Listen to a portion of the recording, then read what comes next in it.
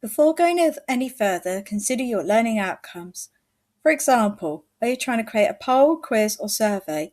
In this example, I'll be creating a quiz. Click the cog item in the top right-hand corner to change the settings. In the General tab, select whether or not you want to collect email addresses. Click the Quizzes tab, move the slider along and select Make this a quiz. Then choose whether to release the grades immediately after each submission or later after manual review. For example, if your quizzes contain lots of written text responses, select Later after manual review. Remember to save your changes.